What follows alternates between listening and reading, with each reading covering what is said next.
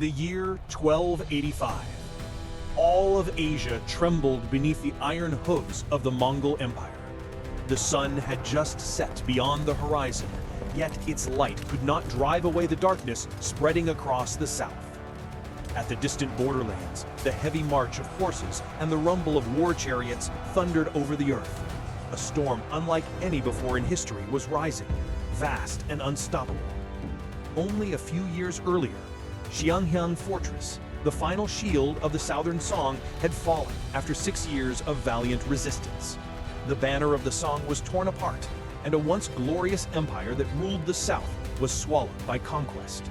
From that day forth, the Yan dynasty reigned supreme, an empire stretching from the Caspian Sea to the Wangha River.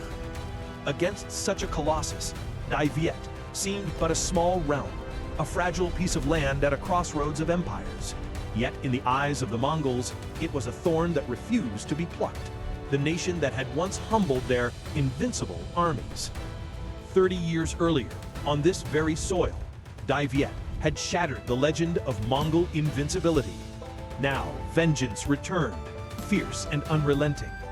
If you are one who yearns to uncover the heroic pages of history, the eternal triumphs of our ancestors, then like, subscribe, and join me as we journey back through time to rekindle the spirit of Đại Việt, where every wave, every inch of earth tells a tale of courage and freedom.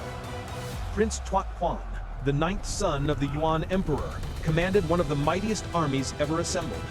Mongol cavalry swift as the steppe wind, Southern Song soldiers once proud now serving as vassals, Dali warriors, Khmer archers, and countless conquered tribes.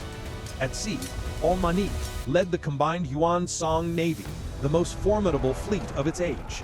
It was a vast, multi-ethnic host, disciplined, ruthless, like a flood surging towards the south, toward Đại Việt. Before this tempest, the small kingdom stood fragile and outnumbered. When the Mongol legions crossed the border, northern fortresses fell in flames. The sound of horns and drums shook the skies, and smoke darkened the horizon. The world had once bowed before the Mongol Empire, destroyer of nations and empires. Now that storm descended upon a tiny land in the south. And yet, in that moment of peril, Đại Việt did not kneel. Though small and weak, they took up bows and spears to resist the invaders, knowing the odds. But human strength was finite. Fortresses fell, soldiers dwindled, and the court retreated to preserve what remained. In the royal council, division grew. Some urged surrender, others vowed to fight. Prince Tuat Quan rose and warned, "To resist the Mongols is to embrace death. Should we fail, our people will be slain, our women taken, our nation erased. What worth is pride when all is lost?" But then, Turn Hung Dao, the brilliant general, whose eyes blazed like fire, stood forth and thundered, "If we surrender, the nation is lost. If we fight, we still have a chance to keep our homeland. The Mongols are flesh and blood as we are. Our ancestors once defeated them. I would rather die with honor than live in shame." His words cracked like thunder across the darkened sky, igniting the flame of defiance in the hearts of the Đại Việt court, the spark that would kindle one of the greatest wars of resistance in history. To end all hesitation, King Chan Yangtong, together with the retired emperor Chan Tangtong, summoned the elders from every corner of the realm, not for a mere debate, but for a ceremony that would decide the fate of the nation. The chronicles would later call it the Yinhong Assembly. The courtyard of Yinhong Palace was filled with a sea of silver hair and trembling hands, men too old to bear swords, yet whose hearts still burned for their homeland. The emperor looked upon them and said, "If we make peace, we shall live for a while, as slaves. If we fight, blood will flow, yet hope will remain." A long silence fell. Then a single cane struck the ground, followed by another and another. Voices rose, one, then 100, then 1,000, merging into a thunderous roar. "Fight!" The cry rolled like a tidal wave, drowning out storm and thunder alike. The will of an entire nation made manifest. We must Yet consider resolve our alone bloodline was first. not enough. I Someone understand had why to you- stay behind, to hold the line while the royal court withdrew. When the list of volunteers was read, Chan Bin Trung stepped forward. Born of noble blood, descendant of both the Li and Chan dynasties, he could have chosen a life of ease. Instead, he said, "If I retreat, my children will have no home to return to. If I die, my country may yet survive." 600 warriors followed him. They prepared in silence, as if for a sacred offering, swords and spears gleaming under the night sky of Danglong. As the people evacuated the capital, those men marched the other way, into the empty city, hearts unshaken, no word of complaint. Elsewhere, Chan Ik-tak, the royal prince, still whispered of surrender, seeking safety for his lineage. But Chan Bin Trung, Chan Quoc Tuan, and Chan Yan Tong chose the path of fire and blood, accepting pain and loss for the sake of their nation. Two paths lay before them, fear and courage, reason and faith. And the choice they made would echo through eternity, carved into the soul of the people. That spring, the skies over Danglong were heavy with black clouds. Never before had the land faced such a tempest. From the north, the Mongol horses thundered, drawing nearer each day. Inside the palace, the flickering light of oil lamps fell upon anxious faces, as though the chill of the northern wind had reached their very hearts. Chan Ik-tak, raised in silks and luxury, paced across the cold stone floor, his voice trembling. "Đại Việt is too small. How can we resist? Even mighty Southern Song has fallen. What can we, a nation of 3 million, hope to do? Better to yield and live than to perish in vain." To him, resistance was futile. But in another hall of the palace, Chan Quoc Tuan, Lord Hung Dao, refused to let fear cloud his spirit. He had once seen the Mongol cavalry crushed upon Vietnamese soil 30 years before. Standing before his generals, he pointed north and declared, "They are strong, but not divine.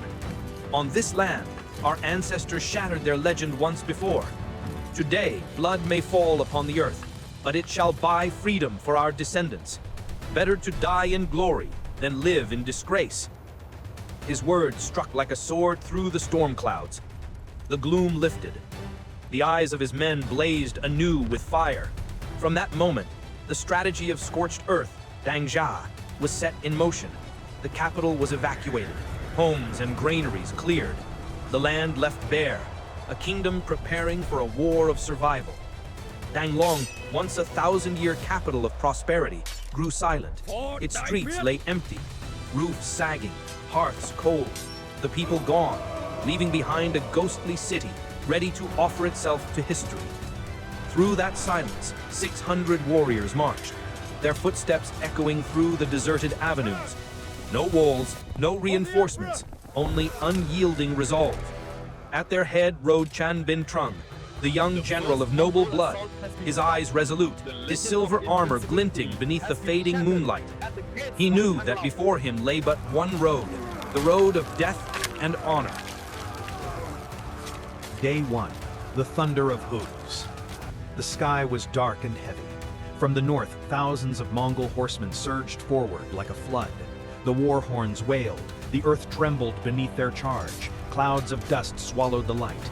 Chan Bin Trung drew his sword and shouted, "Brothers, behind us lie our homeland, our parents, our wives and children. Today, if we must fall, let us fall as warriors, for Đại Việt." The cry, "For Đại Việt," shook the heavens. 600 men formed a square, shields in front, spears behind, archers at the rear. The Mongol cavalry stormed in, only to break against a wall of steel. Horses fell, riders were cut down, and blood darkened the earth. That day, for the first time, the hooves of the Mongols were halted at the gates of Danglong. Day 3, blood in the moat.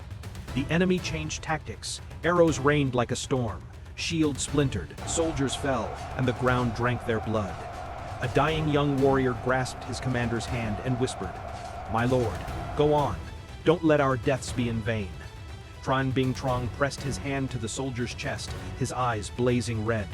He roared, "As long as we breathe, as long as one blade remains, Đại Việt lives on."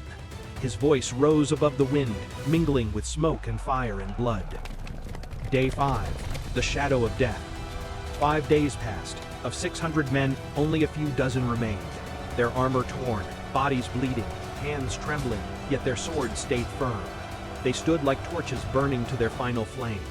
Then came Tuat Huan, the Mongol prince, on his black horse. He looked upon the young commander and laughed. "Brave man, 600 against 500,000, and you stand for 5 days? Surrender, and I will grant you riches and glory. Ride with me, and we shall conquer the world together. Why die for nothing?" The battlefield fell silent. Tran Bing Trong wiped the blood from his brow and smiled. "I would rather be a ghost of the south than a king of the north." The word struck like thunder. Even the Mongol ranks shuddered. Final day, the eternal flame. At dawn on the 7th day, only blood-covered figures remained, still standing, still blocking the enemy's path. When the last warrior fell, flames engulfed Tong Long. But the Tron army had already withdrawn. 7 days of sacrifice had bought life for a nation. The names of Tran Bing Trong and his 600 warriors became legend. The Spartans of the East, who traded their blood for time, their deaths for the survival of their homeland. Their blood seeped into the soil, and their souls became mountains and rivers, eternal with Dai Viet. After 7 days of fire and smoke over Tonglong, the Tron army withdrew safely. Yet the Mongol cavalry surged on, like the shadow of death spreading across the northern plains. From the south, Tua Do advanced. From the north, Tuat Huan pressed down. Dai Viet was caught in a tightening vice of iron, its free land shrinking each day. There was only one path left: to buy time. In a battered war camp, the wind whipped through torn banners. King Tran Yen Tong and the retired Emperor Tran Tang Tong sat in silence before a blood-stained map. All understood, if the two kings were captured, the realm would collapse. Amid the heavy air, a desperate plan was voiced: to offer a princess to Tuat Huan. A wedding, to buy time. The ceremony would last for days, long enough for the royal court to divide its forces, withdraw, and for one woman to become the eyes and ears of Dai Viet within the enemy's heart. One arrow, two purposes. All eyes turned toward Princess Antur, graceful, gentle, and wise. When she heard the imperial decree, she froze. Her lips trembled, her hands clutched her robe. That night she wept alone, her tears mingling with the dread of a cruel fate awaiting her. But when dawn broke, she stepped into the royal courtyard, her voice trembling yet resolute. "If it is for our nation, I shall obey. I will be the eyes and ears of Dai Viet within the enemy's camp. Even if my body perishes, my heart shall remain forever with the South." No one dared meet her gaze, for in those eyes burned a light both radiant and sorrowful, the brilliance of sacrifice. The wedding took place amid the drunken revelry of the Mongol camp. The invaders sang and drank, celebrating what they saw as their greatest prize, a princess of Dai Viet offered to their prince. Antur wore her radiant bridal gown, each step feeling as though she trod upon her own heart. That night she smiled softly inside Tua Han's tent, but behind the smile was a mind sharp as steel. She memorized every number of soldiers, every path, every council meeting, and sent her messages back to the Churn Court. Each night was torment, yet every message she sent was a drop of blood that kept her nation alive. Because of Antur, the Churn Court gained 3 golden days. 3 days to regroup, to withdraw, to destroy the enemy's plan of swift conquest. 3 short days, bought with a lifetime of a princess. In the soul of the Vietnamese people, she became the first spy of the nation, a symbol of silent, steadfast patriotism. The Churn dynasty was unlike any other, not only because of its armies, but because of its spirit of sacrifice, shared from king to commoner. Churn Bin Trong fell with words that shook heaven and earth. Better to be a ghost of the south than a king of the north. Princess Antur walked willingly into the enemy's embrace, casting herself into hell to save her homeland. Churn Hung Dao, though bound by personal grudges against the throne, set aside all hatred to bear the fate of the nation. They were different in birth, but one in spirit, each placing their homeland above their own lives. History cannot record all the nights Antur endured. Behind her gentle smile was a stifled sob. Behind her tender eyes, a flame that refused to die. She did not fall upon the battlefield. She died slowly in silence, a death unseen but radiant, like a single lamp flickering through the storm. For to preserve Dai Viet, it was not enough to wield swords. One also needed hearts brave enough to sacrifice in silence. After the first fiery days of war, after the fall of Chern Bin Trong and the silent sacrifice of Princess Antur, the tide of battle began to turn. Though the Mongol army remained vast and fierce, the deeper they advanced, the more entangled they became, drawn into a cunning game of attrition. Đại Việt did not choose open confrontation, for such defiance would mean annihilation. Instead, across the land, villagers burned their own homes, abandoned their fields, hid their grain. Dikes were broken, rice paddies flooded, stables lay empty, livestock were set loose into the forests. The entire country turned into a wasteland. The deeper the Mongol army marched, the more desolation they found. No villages to plunder, no crops to seize. Each meal became a struggle, each step heavier than the last. They were many, but their very numbers became their doom. 500,000 soldiers devoured mountains of supplies each day. With no local provisions, their vast storehouses emptied like water draining from a cracked jar. It was the Achilles heel of an army thought to be invincible. Tuat Huan understood the peril. He ordered his men to hunt down the Tren royal army, to capture both kings, Tren Yen Tung and Tren Tang Tung, before starvation claimed his own forces. But the two kings appeared deliberately, again and again, revealing their whereabouts, baiting the Mongols deeper into the trap. This was no longer a war of swords. It had become a race against time. If the Mongols captured the kings, Đại Việt would fall. If the Tren could endure long enough, the invaders would starve to death. A deadly game. A chessboard where patience itself determined survival. Night after night in the ancient forests, Vietnamese ambushes struck like lightning at the supply trains. Torches rained from the trees. Flames devoured the wagons. Shouts echoed through the darkness. Once, when the enemy halted by a river to rest, fire erupted from the opposite bank. Arrows poured down. And in chaos, the granaries toppled into the current, swept away.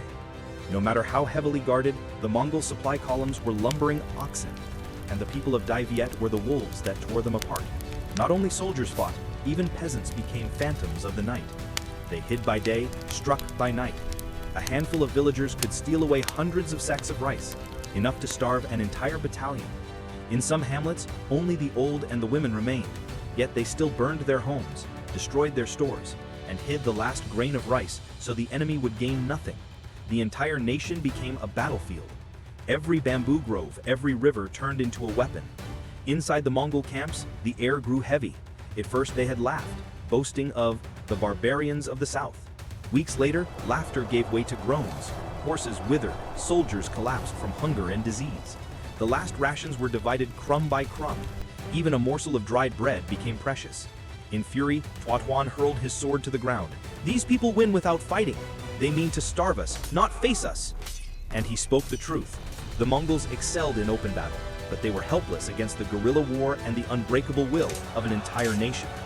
The stand of Tren Bin Trong and his 600 men was now retold in every Vietnamese campfire. A living flame of courage. 600 warriors had fought 7 days. 7 days for the court to retreat. 7 days for the land to prepare the war of attrition. Later generations would call them the Spartans of the East.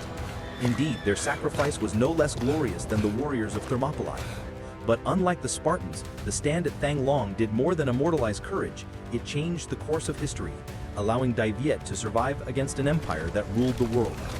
In the end, when famine and plague ravaged his troops, Tuat Huan had no choice but to retreat. To save himself, he fled in disgrace, hidden inside a copper tube. Thus, Đại Việt, a small kingdom of barely 3 million souls, had defeated 500,000 soldiers of the Mongol Empire, the same horde that had conquered Asia and Europe alike. The War of 1285 was not only a military triumph, but a triumph of spirit, of a nation that chose fire and blood over submission. They had their martyrs like Tren Bin Trong, who traded death for time. They had their heroines like Princess Antur, who walked into darkness to buy 3 fateful days. They had their generals like Tren Hung Dao, who cast aside personal vengeance to bear the fate of the realm. They had their elders of Dien Hung, whose cry of "fight" thundered through the ages. Together, they forged the strength of the Tren dynasty, the strength of unity, sacrifice, and freedom. From their blood was born a new spirit, the spirit of Dong A, not merely a force of arms, but the undying courage to stand against any empire and to give all for the homeland. And ever since, whenever danger shadows this land, the Vietnamese remember the vow of their forefathers: better to be a ghost of the south than a king of the north. That oath still echoes through the mountains and rivers, and eternal anthem of a nation that refused to kneel.